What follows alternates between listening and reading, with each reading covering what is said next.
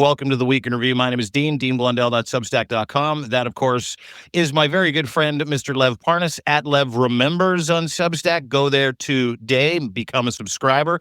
He is a bright light in the dark, shitty mega sky. And, of course, my friend, venerable investigative reporter from Narativ.org, Mr. Zev Shalev. Gentlemen, head start. You know, one of the things I fucking love about doing these with Lev is that in no way will you ever get anything inauthentic in any of our podcasts. You're never going to catch us going, oh, we're going to gin up this narrative. We're going to do that, because we start the podcast as Lev is flowing, talking about John Bolton getting boned and what the inside scoop is. So why don't we start there? Because Bolton is literally, I think he's in front of a judge right now, right? Just got indicted yesterday in Maryland. He's in the courthouse now. Literally, as we're doing this right now, he's in Maryland. He is in front of, I think, the judge. They're waiting for the judge just to proceed. They're right in front of it. But out of all of these indictments right now so far, I could promise you and I could tell you John Bolton is going to go through some things. John Bolton is definitely like the Ukrainian ambassador in 2017. When's the last time I heard that expression, Lev? Yeah. Great memory. You know, what's incredible is that's your phrase. That's your phrase. That's the phrase. Yesterday, a couple of days ago, do you remember we were supposed to have Jacob Karsbo on with us, Danish intelligence guy, Malcolm Nance's buddy? Yeah. He got hacked. So his account disappeared. Like, Danish intelligence dude, his entire account zipped, nutted, gone. Let me say that's before we go forward. I just want to make sure and give everybody, the information, because to really be able to do some damage, to be able to save our democracy, we need to let our voice out, because that's my mission. My mission is to not to be able to put on some show, folks. My mission is to give you the raw information, and I risk it. Trust me, I deal with it with my wife every single day. My wife, my kids, and it's not only me. My son Aaron is on this platform. Aaron's all over the place. Substack, TikTok, they're attacking him all over. Besides worried about myself, I got to worry about him. Just want to let everybody know before we even get started into all the craziness that we're dealing with. It's never been more important to share this content, because we're going to get to some shit today. And this is some shit that you're not going to get from anywhere else, because we're going to speak MAGA. We're going to translate what's going on, because we've got a guy who's fluent, an OG. Also, we've got maybe one of the world's best investigative reporters who knows everything about what's going on in Russia. And Donnie 2 Weeks is heading over to Budapest right now. So let's start and break this down. Let's get comfortable. Let's get to it. John Bolton, he is in court right now, surrendered to authorities after being indicted. 18 counts, gentlemen.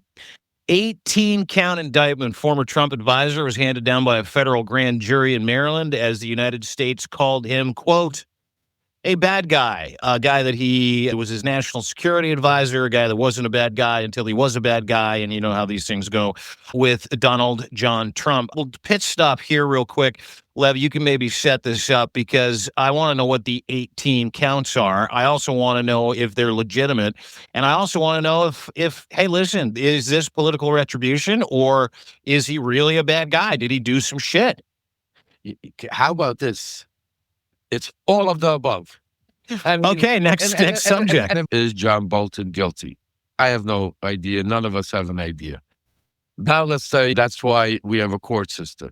Let's answer the second question. Is this political retribution? 100%. It's not, we don't have to guess it. That's Donald Trump has been trying to go after Bolton since 2020, since he's been even while he was in his cabinet, after he was against him while he was in his cabinet, Trump. I remember while I was there, Rudy would go fight with Bolton about Venezuela, about Russia. Well, you name it. There was Iran, you name it. So yes, it's definitely political retribution. But then we get into some other stuff that people really need to understand. That's why the federal government, and that's not even talking about... That's been the weaponization process of the judiciary in the calmest of times in America. That's not even talking about the financial process that it costs you, because you're fighting an unlimited amount of money that's going after you with some of the smartest, brightest, Harvard, Yale grade collection of brains out there. So with all of that, that is our typical federal judiciary system. Now you add Donald Trump. Now you add the corruption.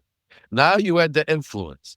Now you take away all the barriers. And now you say, okay, you know what? Now I'm going to literally do whatever I want. There's nobody's going to stop me, and I'm going to tell them what to do. And we're going to get rid of anybody that will stand up or talk to us. We're going to threaten anybody that tries to speak up. We're going to fire anybody that doesn't follow along with what we're telling him. And then once we're done doing it, we're going to go on our retribution list. So this is where these people are. The only difference that I'm going to say between John Bolton and, let's say, Comey and Letitia James, because I also believe they are going to go through something, unless, one of their judges, because, listen, yes, is there still some barrier left? A very thin barrier. The thin barrier right now is those judges that could try to end this before it goes any further. I tell you that before I start talking every single day, but unfortunately, if I had to bet, I'm telling you, don't do it. It's not going to happen.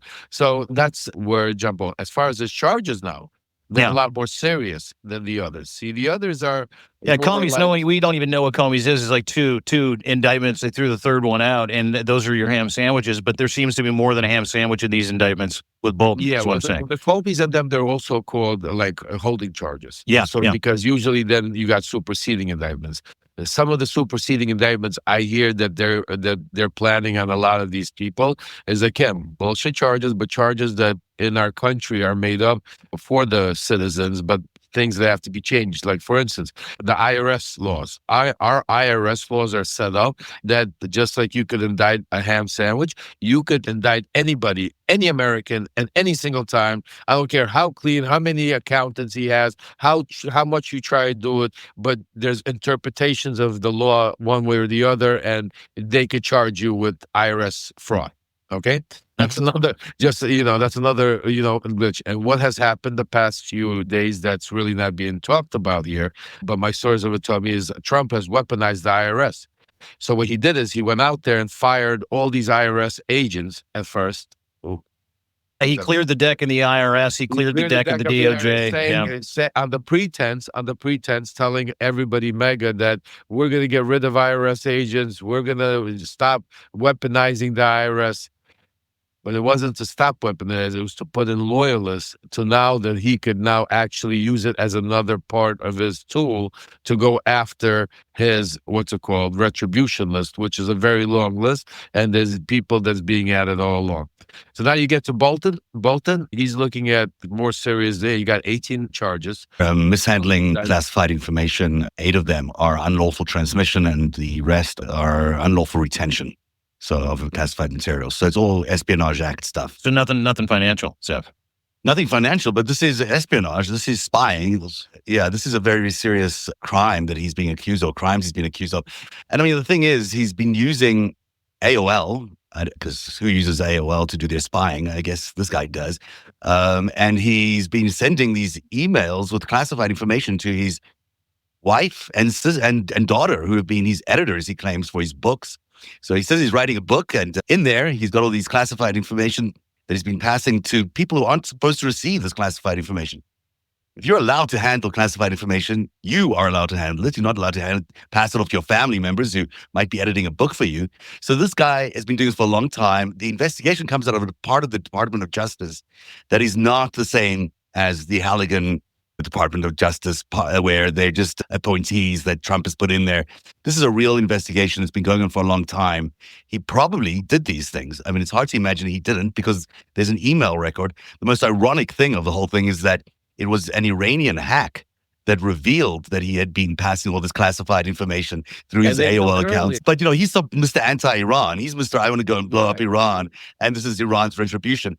The other ironic thing is that you've got Donald Trump and Iran actually agreeing on something. They both want Bolton to go to jail for this stuff. So that's an unusual pairing for that alliance. What a shot to the heart of Bolton, the guys that have been trying to kill him for the past 3 years. Yeah. And then they got Donald Trump putting him away. Can you imagine? The thing about it, they couldn't kill him, assassinate him. Yeah. Donald Trump comes in, pulls his he says he's open game, and then he says, "Oh, you guys can't do the work. I'll finish him off. I'm going to put him away for you." The DOJ used Iranian intelligence to basically put away Bolton for That is Trump. I mean, unbelievable. it's kind of crazy. But this is this I want to just add a little bit to what Zev was saying, because it's important to add to just clarify a little bit.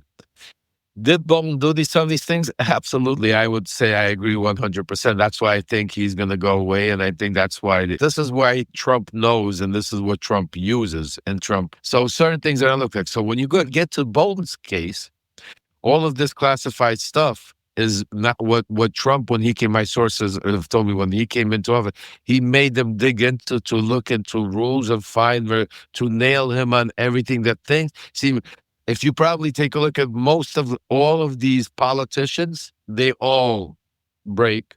well, that's what Even though they're doing all of this themselves. So that's why what Zev says, did Bolton do it? Yeah, Bolton probably do it, but I mean, Bolton's not an idiot also. Bolton is one, has been doing this for so many years. He probably did under the assumption like everyone does it. Everyone does. Yeah, even I'm not justifying it. Don't get me wrong. I'm not saying that's okay, but that's why I just thought that Trump is going. That's why I think that's why my response is why I think they're all going to have problems. Yeah, It's because technically he, and again, if we live in a world, because how many people are sitting in prison because of a technicality? Like even take my own charge, for instance. I usually don't talk about stuff like that. The thing is, Donald Trump is doing what was done to him to everybody else, it seems. He's got Bolton up on these espionage charges that are basically the same charges that he faced for Mar-a-Lago.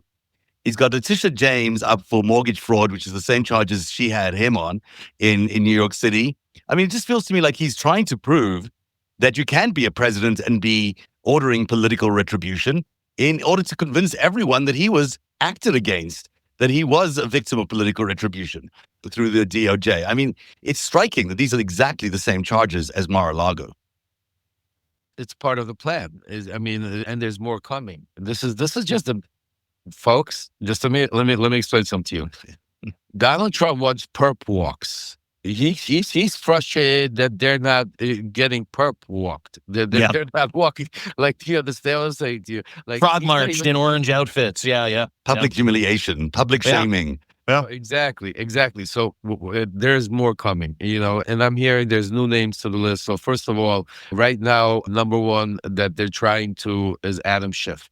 Mm-hmm. Adam Schiff is a target number one. They're also the other. It's also mortgage fraud, I think. Well, more and others, not just mortgage fraud. They want to nail. What I'm hearing is they're trying to bring a conspiracy case and bring into this case Adam Schiff, Brendan. They're going to bring in Andrew Weissman and Lisa Monaco. Wow, this is the names I'm hearing that this is going to be part of the attack to try to erase the whole Russiagate in 2016. A conspiracy around that.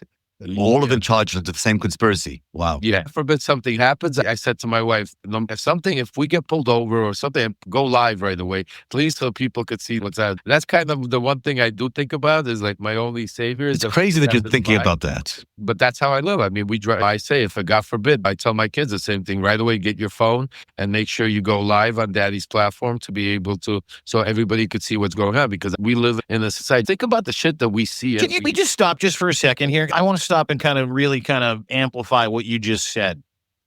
Is that you live in the freest country of the world. You've done your time. You were framed. You went to jail. You are a law-abiding citizen. You're an award-winning whistleblower. You had to have a conversation with your children that, listen, kids, if daddy gets pulled over and popped by my former boss for trying to warn people about the death of democracy in this country, I need you to go live on my fucking Substack platform. Like, just soak that in for a minute. That is what Lev Parnas deals with on a daily basis. Almost like the conversation, I'm going to use this with all due respect, many black families have to have with their sons and daughters when they start driving. right? They call it the talk. It's a travesty. It is a tragedy. It is anxiety laden for children, your kids who've been through so much already, being swatted. Play that across the spectrum in the United States of America, not just for whistleblowers, but anybody that is Antifa, progressive, anti-Trump this weekend with the rallies all across the United States. But speaking of wars at home, which is amazing. And I said this to another guy the other day. He's like, why do you not like Donald Trump? I'm like, dude, he pretends to be the peacemaker abroad while warring with his own people at home, while attacking his own people at home. And I want to get to the abroad stuff because the deal maker, the peacemaker, press conference yesterday announces a bunch of different shit. It was dementia filled. It was insane. But he basically announced that he and Putin had a long talk. There are probably not going to be any tomahawks. He gives it 2 weeks. Donnie, 2 weeks is back, and he's on his way to Budapest to meet with Zelensky and Putin, and he thinks he's close to a deal in Ukraine. Lev, you're smiling, being as tagged into Ukraine, tagged into the process, you having people on the inside. Your thoughts? Donnie, 2 weeks is just laying the groundwork to get Putin what Putin wants, or is this just more of the same bullshit? And I apologize. I'm not laughing because this is funny. I think it's the same shit every fucking 2 weeks. This is. I'm just like, if I close my eyes and I get a smile on my face because I feel like this is like not reality. It's like a Saturday Night Live skit because what we're seeing play out. But then when you open up your eyes and when you stop talking, you realize that how real this is. Yeah. Because while we're talking about all this bullshit and all of these things, which we're going to get into, the one thing that people always need to realize that there are real people that are dying, real kids that are dying right now as we speak, displaced, bombs. Kidnapped. You have shaheeds, you have ballistics, you have all kinds of barrage nonstop every day, getting worse and worse that you just don't hear about unless you're following us, unless you're listening to us. The media is not talking about. Nobody's talking about. The Europeans are not even talking about because they're scared for their own. We spoke about that, me and Zev, even about that, because they're all now worried about their own internal security because that's part of the psychological warfare that Putin has unleashed on all of Eastern Europe and all over there. So it's a very sick thing to think about the way they're doing it. So I need to take you folks back just a little bit. If you remember, this is going back even further than the Alaska meeting. Because the last time they did this thing was the Alaska meeting. But this plan was, if you remember, going back to when I reported and I told you that there was a secret delegation that flew in here from St. Petersburg. This is going back a few months. And where the plan was hatched that they are going to delay, prolong, and put them onto their knees, and then Trump is going to come in like the white knight. Was that the meeting? Sorry, just to clarify, was that the meeting that happened shortly after Trump got into office? I think it was 3-4 months. And so many Russians that had been sanctioned were coming to the United States. They actually had to repeal sanctions for like 15 guys. Is that the same meeting? No, that was separate. This happened. I'll go back. I'll try to find the Substack when I wrote about it. But this was right when Trump went to NATO or something like that. And as he was returning, it was again. It was about what they were planning on the Turkey. There was supposed to be a meeting in Turkey between the Russian. And Putin didn't show up. So it was around that time frame playing out. Yeah, that's when he mocked the thing. He said, "Yeah, I was in Turkey. I was at a coffee shop, though." Remember that? So basically, there was a delegation that flew and never was reported about, never was talked about, and this plan was hatched. And ever since then, you saw it go into effect. The same thing what we're seeing happen today happened exactly during the Alaska meeting. The day before, taking you folks back, when Trump announced that they were going to have the Alaska meeting, this was thrown at him by Vladimir Putin on a Thursday, right before Friday, when Trump was supposed to come out with some major sanctions that he promised the whole world against Russia, right when he sanctioned India for 50%. And the funny part, while we talk about India, he came out yesterday and said, India will not ever buy oil again. What India say today? We don't know what the hell he's talking about. We never made that statement. We're buying Russian oil. So I get even to that fact. But the reason why he said it, what people don't know, is because who is now the ambassador of India? You guys know? You want me to tell you? You're going to love this one. Sergei Gore. Oh, his former chief of staff and Russian pal. Oh my Wow. God. He gets a job as the ambassador to India. Oh my God. Zev, please go Google. I want you to right now, while we're talking, I want you to quickly do some investigation. You'll see what I'm talking about. That is Sergei Gorshkov, unbelievable. Russians send in their own. So this Yeah, I wrote about him. He's one of Putin's guys. I mean, like it's just They're all Putin's guys. that's so Trump makes. Just think about why would Trump make one of Putin's guys India's ambassador? Because here's the connect. This is the backdoor channels of conversation. This is how Trump does things. Shadow diplomacy. This is why I wrote this book, Shadow Diplomacy. If you make sure, if you haven't read it, you will understand. Shadow diplomacy. Trump doesn't trust his own people. Even though they came in, they purged everybody, he still runs. Who are the main people running everything? Stephen Witkoff, Jared Kushner. Not people on the books. Miller. Stephen Miller. But he has people doing it that are loyal to his cause, to whatever that cause of. They needed to prolong it. And don't forget what else was going on at that time. The Epstein files. It was very important. Trump was under big heat. Dan Bongino, we broke the story. The meeting was supposed to take place between, and Vance was going to have a meeting. Everybody, this was all coming up. And what happened? I'm just reminding you folks, Steve Witkoff was summoned to Moscow by Vladimir Putin. And while they were in the crowd without any interpreters, folks, Stephen Witkoff picked up the phone and called Trump and said, Vlad is willing to meet with you. That will break all the media. It will take everything away. And what happened? Trump comes out on a Thursday, right before Friday, before everything's, and says, we're meeting in Alaska. And what happens? The media goes wild. Because Trump is on Putin's leash. And this is another example of that. You've got this situation where you've got his commander, his bastard tells his puppy, you'll be here in 2 weeks in Budapest, and no ways are you sending tomahawks to the Ukrainians. Be here. And Trump jumps. He jumps. He doesn't even think about it for 2 seconds. Zev, no, it's even more than that. They've already worked this plan out. This is why I'll give you, that's why you saw yesterday. Think about what happened the past 2 days prior to this phone call with Putin.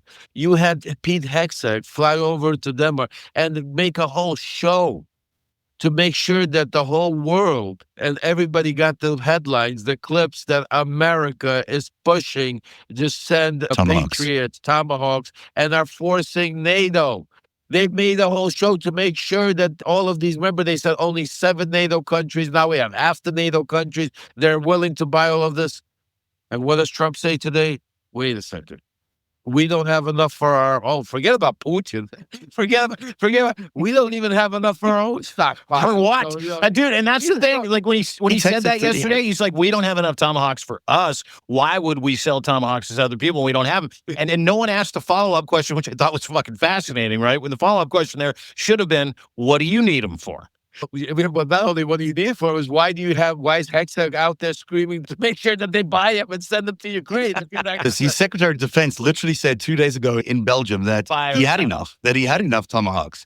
That's why he was there selling them. Maybe we should talk to his SecDef. And then the other thing I want to just say to you, this is not coincidence. When people say, oh, Zelensky this is not coincidence. They knew that they played this out as long as they could. They've been talking about sending tomahawks since the meeting that they had in Alaska. How long ago? That was a while. They lasted for a while. Every single day, Russia has accelerated their attacks onto Ukraine while this is going on. But no tomahawks ever reached. Yes, you have Vladimir Zelensky running around making statements saying, oh, we have the best relationship with Donald Trump. Donald Trump now understands that he's being played by Putin. Donald Trump. And in the meantime, he's like, you know what? All right, come visit me again. Let's have a chat again in the Oval Office. I'm going to make you an offer you can't refuse. I'm going to give you an offer. Yeah, he's going to give him an offer he can't refuse today because he's going to tell him, listen, it's time because they're planning on hitting you hard. And if you don't, you got to understand, there's another thing happening simultaneously. There's just so much going on, folks. We need to connect the dots. I'm sorry it might take a little longer, but this is extremely important because while you're having this play out, just think about it.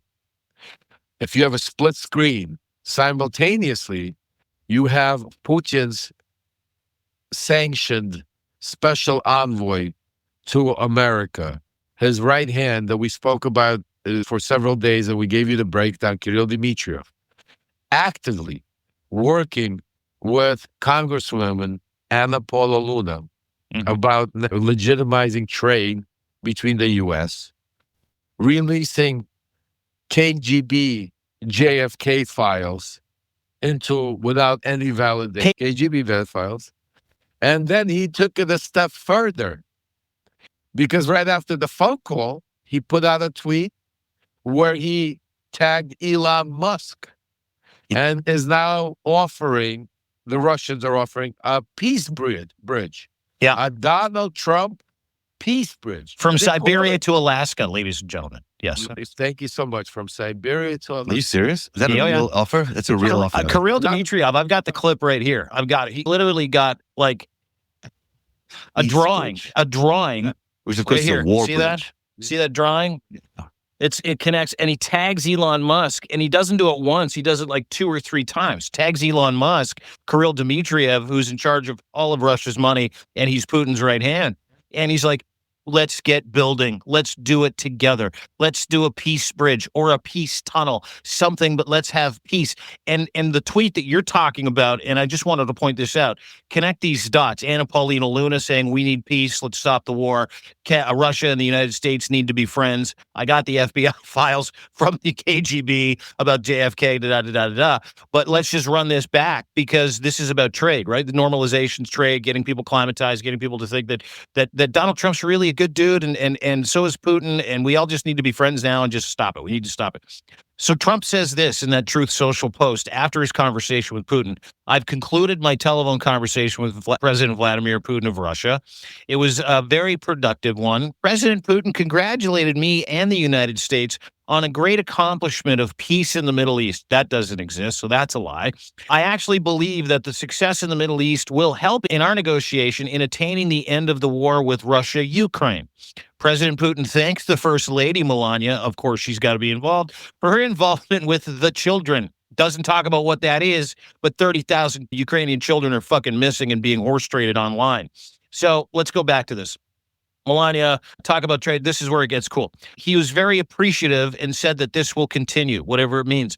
We also spent a great deal of time talking about trade. Trade.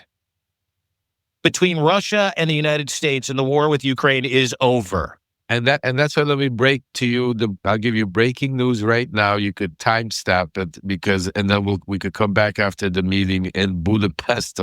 This is again putting Russia back onto the world stage. It's about getting relationships. It's about starting, and because Trump is now going to start relationships with his favorite Viktor Orban. And it's going to be Putin. He's going to have a whole delegation probably come with them.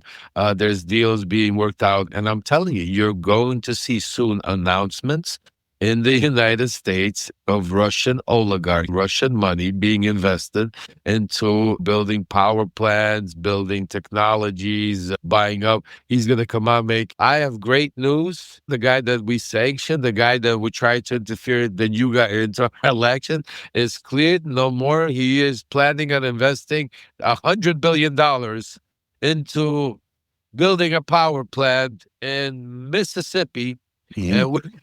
That's Russia bringing jobs to America is what they're going to be claiming. It's so interesting, that peace bridge. Can I just say something about that? Because Russia has designs on Alaska. They want Alaska back as part of Russia.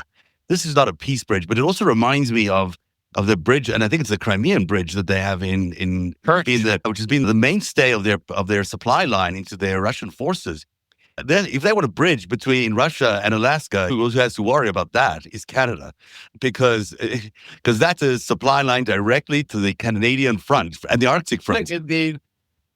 Well, listen, part of that Kirill Dmitriev tweet that he put to Elon Musk had not just a bridge from fucking, to your point, Canada, True North Star and free. Alaska's locked in. I mean, the only way to Alaska on land is through Canada, right? Yeah. So the only way from Alaska into the United States is through Canada. And this rendering that Kirill Dmitriev, Putin's right-hand dude, put out and asked Elon Musk to help him build, literally cut a fucking highway right through Canada into the United States. It was just like, I'm like, hold it just a second. I know how fucking Greenland feels. Like, you can't just fucking appropriate several thousand miles off Canadian land because you can if you've taken over the country. Well, that's the thing, right? This is, it feels like this is the acclimatization process, Lev, or the warming up process to the idea that Canada's next. Just stay tuned. Well, listen, everything is on the table, but and they label them Antifa and radical left for a reason. And we're seeing it, to your point. And what Lev said is 100% true. They've increased capacity to 2 million people. In 2 million, they have increased capacity to jail people, to put you in penitentiaries in these facilities. There are 2 million empty spaces. Who the fuck do you think they're going after? Well, I mean, you talk about they're sending Antifa, everybody they don't want. They're going to go after every LGBTQ person around. They're going to go after entry point to everything, all of that. Dissent. And the other part of that same memorandum speaks all about the overthrowing the government. Yeah, if you can't be overthrowing the government, which is a constitutional right, by the way, in America, you can't do that. So if you're protesting, you got to go tomorrow, and you're saying, "Hey, we want to get rid of the Trump regime," you're screwed. Listen, guys, I know we've been at this for about an hour and 20 minutes, and I think probably, want everybody to get on with their day, and I can't thank everybody enough for being here today.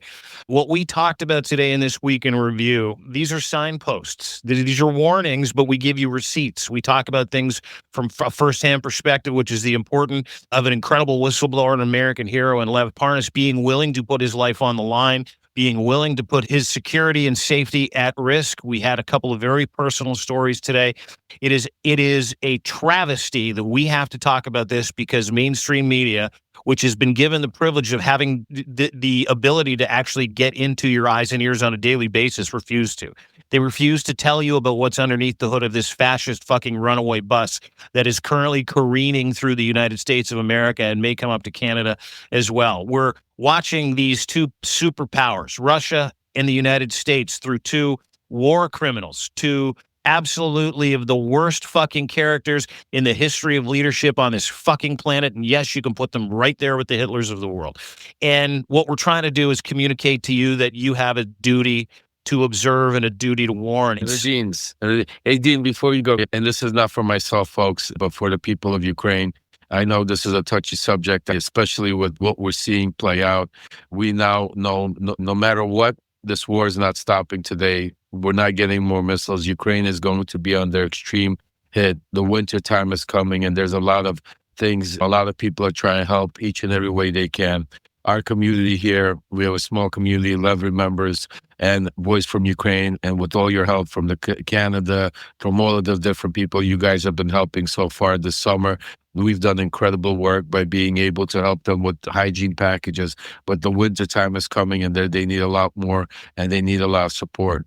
We put together a GoFundMe for Alexander. You guys know Alexander from Voice from Ukraine. Yep. Been on here. And I'm asking you on behalf of him, he's ready to go. We have already about 25-30% raised. We just need a little bit more. I'm asking each and every one of you to go a little further, reach a dear. Those of you have that contribute, donate, God bless you, thank you. Those that haven't yet, if you can't, spread at least the message. Spread the GoFundMe all over the place. Let's get them going, because now they're going to need more help than ever before. And, God bless you guys for all the help you've already given. Yeah. Can we just get that up here right now? It's called Donate to Provide Essential Hygiene for Kharkiv. That is at GoFundMe.com. I'm going to share that throughout my socials. I'll make sure I post it in a note coming up here in just a minute.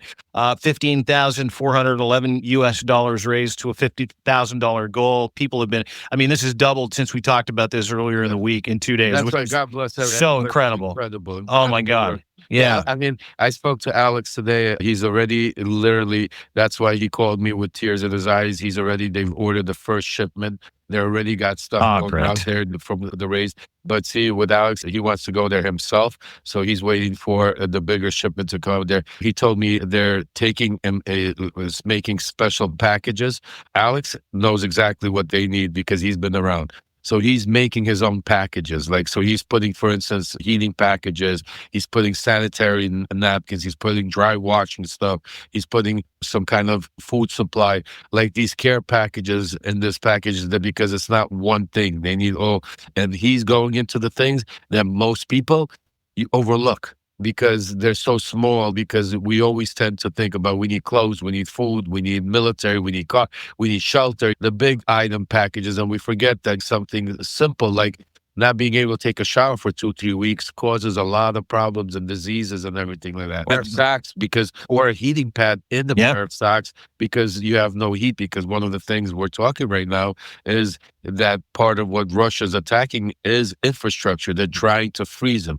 And I ask of you to go read my Substack earlier. You'll see what I'm talking about. I wrote about is their planned attack, and if you'll see, is not only psychological warfare on the people, on the kids, and but they're hitting their energy infrastructures because the winter's coming. And the plan, and this is what they're telling Trump also, is the plan is to put Ukraine on its knees. So Trump comes in and like this white savior. They couldn't do it in the summer. Remember the summer offense? Didn't work. Why? Because they can't do it. Ukraine stood up to it. On the contrary, Ukraine even hit them and destroyed their own oil refineries. They seem to forget that part, though, Lev, sometimes, that Ukraine will decide what Ukraine wants to do with Ukraine. The outlier here is no matter what, and we're talking about aid, we'll get to in a second. I just want to point that out, is that one of the things that I love the most about the Ukrainian people and that incredible country of warriors and heroes isn't that they're still here, is that they're fucking winning.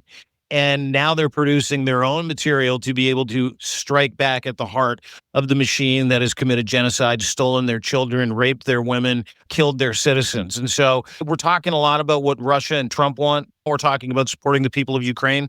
And these GoFundMes are so important, specifically this GoFundMe. Again, I'll post this all over our socials today. You can find it in a post that I put up, including a week in review. But this is the one thing that people have to understand, is that Ukraine is doing this because of people like Lev, because of heating packs, because, of the Howard Buffetts of the world that are able to flood the zone and help them build drone warfare. Now Ukraine is the second largest army in all of fucking Europe, and they are a legitimate threat to Russia. So the importance of supporting them now cannot be more understated, to your point. Yeah, absolutely. And again, thank each and every one of you. Dean, God bless you. Zev, you too. God bless you guys. I know you guys are stand with Ukraine. You help, you spread the message. And folks, each and every one of you, this is an all-around thing. Policies, times are not that easy nowadays. So that's why each and every one of us could do something. Hopefully you've got enough information that has putting you in a place where you know what's going on now, and you don't have to listen to the fake media and get their headlines. Yeah, ladies and gentlemen, thank you. Appreciate it, guys. Thanks, Zev. Thanks, Lev. Thank you all for being here. We'll be back at 3 o'clock for the 5 stack. Keep an eye on where Lev is today as well. Thank you, Lev. And keep an eye out wherever we are, because wherever we are, you are. And the good news about that, my dear friend, Zev Shalev, is, and I say this all the time, this was one of the most impactful hour and a halves that I've ever been a part of. And it was great because it started with us not knowing what we were here to do. All right. It started with us going, what are we talking about? I didn't even know we were having a meeting. Yeah. So I thought it was a meeting too. It turned into a Substack Live because of the importance of the subject matter, because of where we are as a society, because of where we are in North America, and because of what is at stake. And to your point, we are, whether or not you're Canadian, whether or not you're French, whether or not you're from Switzerland, you might be from Norway, the No Kings protests and the No Tyrants protests that are going on around the world this weekend are a response. It's a democratic response. Ability to speak freely, to destroy your First Amendment right. Your activists, of all time, John Lewis, get into good trouble this weekend. So stay safe this weekend. See you at 3 o'clock for the 5 stack with my friend Zev Shalev, and have a great next 2 to 3 hours before we come back here and do this again, only different and way faster. Thanks, Dean. Thanks, everyone. Thanks for watching. By the way, Thanks, tomorrow, guys. Nick Power and Narativ will be doing live coverage together for No Kings protest.